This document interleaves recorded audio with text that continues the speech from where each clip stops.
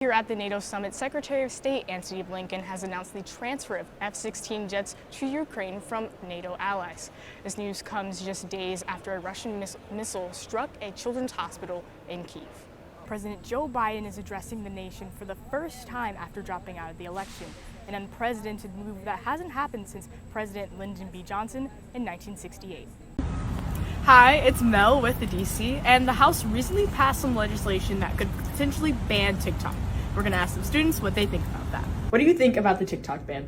I think the TikTok ban is super weird because the House of Representatives passed the bill to get rid of TikTok within 3 hours of them opening. So it's very concerning to see how quick they are able to move and how they don't on other important issues. Hi everyone, it's Mel from the Daily Campus. It's a rainy day here at campus, but spring break is coming up, so we're asking students what they're doing for spring break. What are you doing for spring break?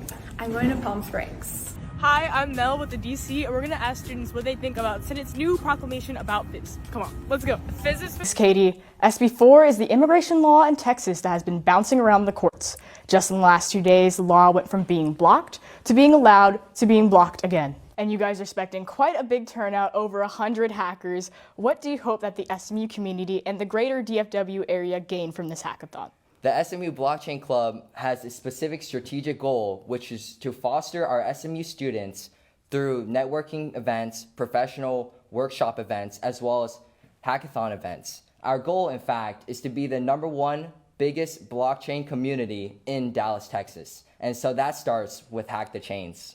Well, thank you so much for joining us, Ephraim. Hack the Chains will take place this weekend, March 22nd to March 24th in the Hughes Trigg Student Center. The deadline to register is on Friday before the event starts at 8 p.m. Back to you at the desk, Chloe and Katie. The Supreme Court has 14 cases left, and opinions are expected to be released tomorrow at 10 a.m. Eastern. Most of these are expected to be major cases. One to watch for is the Purdue Pharma case and the conflict of whether the Sackler family can receive immunity for future civil cases. This is very important as the opioid crisis continues to be a big issue in this country. Idaho's abortion ban case involves emergency pregnancy care, and if Idaho is violating a federal law that protects pregnant patients at risk. But the biggest of the 14 is the Trump presidential immunity case. This case surrounds the January 6th insurrection and whether or not former President Trump could still be immune from criminal prosecution. The Supreme Court has added Thursday and Friday as additional opinion days, but won't know what opinions will be released and when. As the end of the court term is fast approaching, big decisions are still expected. Stay tuned for updates on these cases in the coming days. Melanie Jackson, Scripps News, Washington.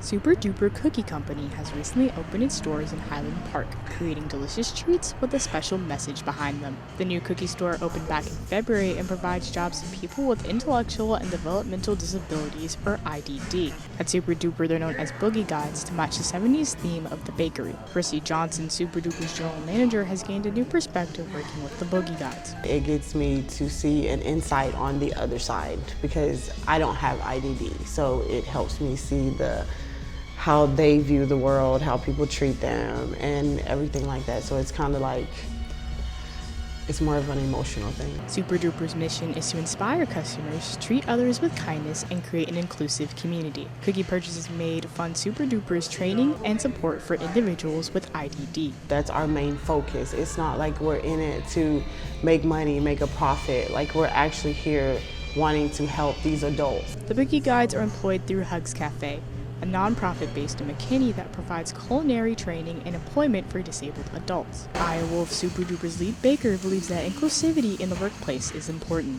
Well, I think people who have disabilities are obviously very undermined in the workforce, and it's really important to bring them more into the workforce because, I mean, we're all human. Everybody deserves to be able to make a living. Wolf is a former employee of the previous business, Baldo's Ice Cream, and now enjoys her new role at Super Duper. I really loved it. Honestly, working with the IDD community has been a major joy in my life, and just helping everybody have a great time here and being supportive.